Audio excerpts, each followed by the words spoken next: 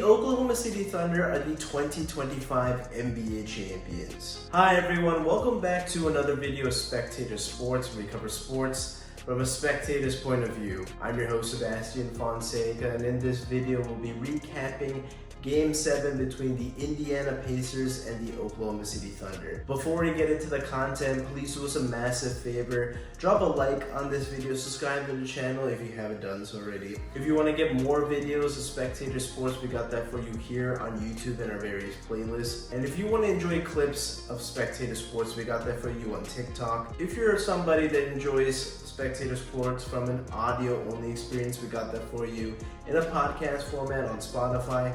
I'll link everything in the description, and let's get into recapping Game 7 of the NBA Finals. One team suffers heartbreak and another is immortalized as an NBA champion. This game unfortunately may be marred by the devastating injury to Tyrese Haliburton. Haliburton came out firing, knocking down 3 triples, each being from at least 24 feet away. But in a cruel twist of fate midway through the first quarter, Hali was using his right foot to drive to the rim, and he took a nasty fall in which, when you slow down the replay, you can actually see his Achilles tendon snapping. At that moment, Paycom Center was totally silent. You could hear a pin drop. Haliburton was visibly upset, slamming his hand on the hardwood and even sobbing. He knew that the dream was over, and this was a complete gut punch to the Pacers and their chances of winning. I just want to say that I do not want to take anything away from the Oklahoma City Thunder. They got to this point, they earned this championship, which we'll talk about later, but injuries are part of the game, and that's just the brutal reality. I am truly heartbroken for Tyrese Haliburton, seeing him limp off the court with a towel over his head. And as a fan, I do feel robbed of potentially an iconic performance in a Game 7 where Hali started off so strong and probably could have gone on pace to scoring maybe 30 points and being part of this heroic effort to once again carry the Pacers to defy the odds again and beat this Thunder team. It really did seem that we were in store for a classic Game 7, but when Haliburton got hurt, that whole vision was out the window. Despite this devastating setback, the Thunder allowed the Pacers to hang around in the second quarter. SGA did everything he could to get his guys involved, but J-Dub wasn't too active in the action, even struggling from the field in the second quarter. And this is when the Pacers leaned on Pascal Siakam and also got notable contributions from the trio TJ McConnell, Andrew Nembhard, and Benedict Mathurin. And the Pacers, surprisingly through it all, took a 1-point lead heading into halftime. And I will again commend Pascal for trying to hype up his teammates right after the injury to Tyrese Haliburton, because he wanted his teammates to stay in the game. And this definitely helped out in the short term. But in the beginning of the third quarter, Miles Turner hit a 3-pointer to tie the game at 56-all. But this was when OKC started to hit their threes, including 3 consecutive triples to extend the lead to 9 points. The Thunder closed the third quarter on a 26-13 run, and if it wasn't thanks to another masterful quarter by TJ McConnell where he scored 14 points, that deficit would have been much larger. And in that third quarter, OKC's defense once again came through when they needed to, just like in Game 7 against the Denver Nuggets in round 2 of these playoffs. The difference in this game was that in the third quarter, where they continued to force turnovers. The turnovers killed the Indiana Pacers, leading the Thunder to get 15 extra shots, and several of them were in transition, being open 3-pointers, and they were starting to hit these shots at a devastating clip. This is a much better performance than the pathetic first half performance we saw in Game 7, and then what we saw in Game 6 back in Indiana. At one point in the second half, 10 turnovers resulted in 18 points. And it wasn't until really midway through the fourth quarter where OKC even had a turnover to begin with. Since the 3:53 mark in the third quarter, OKC went on a 19-2 run to turn a close game into a blowout, with the lead ballooning to 21 points. In Game 7, the Pacers had 23 turnovers, resulting in 32 points for the Thunder. OKC has been known to tighten up defensively whenever push comes to shove, and this latest performance was led by a dominant defensive performance by Lou Dort and Chet Holmgren. They each came up with steals, deflections, several blocks, including several back-breaking offensive rebounds, and the highlight of the night was probably Lou Dort's rainbow three-pointer to save a broken possession. Once again, I gotta criticize Rick Carlisle here, because when he went to TJ McConnell, which I did like compared to his Game 5 game plan, TJ is a guy that is a backup point guard, and he doesn't have as much gas as maybe the starters do.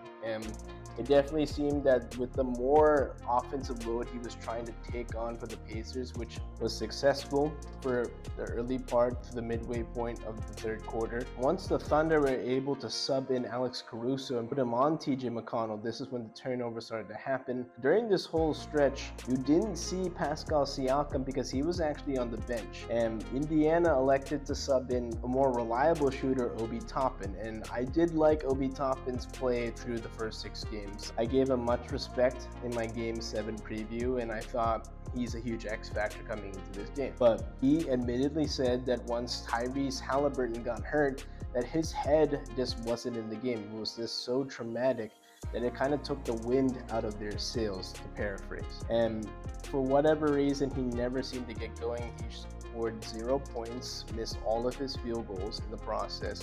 And while he was on the court and Pascal was on the bench, that lead got from 9 points to double figures heading into the fourth quarter. The Pacers made one final push behind an aggressive approach by Benedict Mathurin. Mathurin was quiet since his Game 3 explosion where he had 27 points, but in Game 7 he absolutely showed up. He scored at will in the fourth quarter, got to the line on a consistent basis, but unfortunately this was all to no avail. Without Haliburton, the Pacers simply did not have enough offense, despite cutting the deficit to 10 points with around 2.5 minutes left. The Thunder were just simply too much to overcome, and when you're missing your best player, it's obvious that the Thunder were eventually going to pull this one out. When the final buzzer sounded, Haliburton was in the tunnel greeting each of his teammates, his coaches, and including a very visibly upset TJ McConnell, who gave everything he had in Game 7.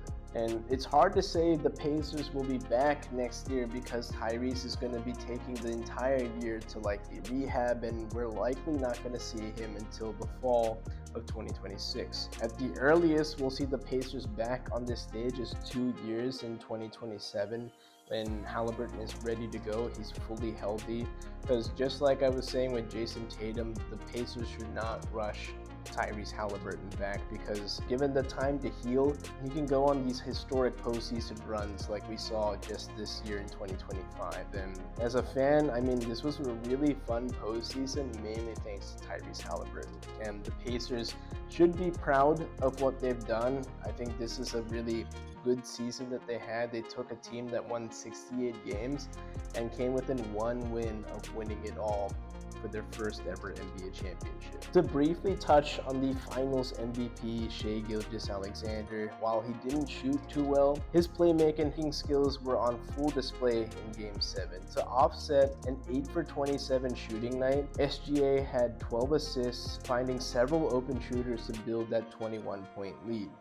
He won Finals MVP, averaging 30 points and 5 assists a game, and honestly, he was amazing in this series. While Indiana threw the kitchen sink at him, Shai broke down the defense to find his spots to score himself, or also getting his guys in the right spots while making the right reads. And it's possible that his Game 7 performance was a glimpse into what we're going to see in Shai Gilgeous-Alexander coming up in the future, to what he could become. And that next step for SGA is going to be him as not just a scorer, but also a very good and decisive playmaker for his teammates. Because if he can do that, he will be truly unstoppable. Could OKC be a dynasty?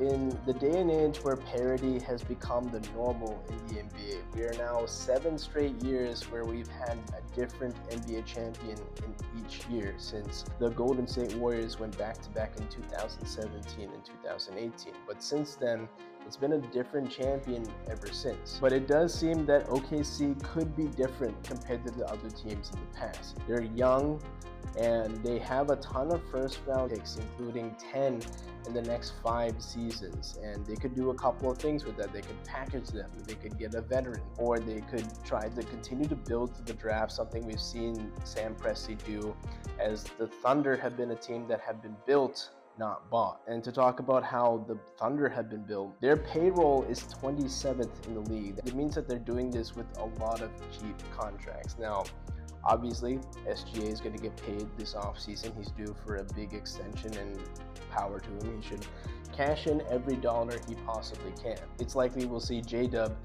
get extended within the next 2 seasons as well.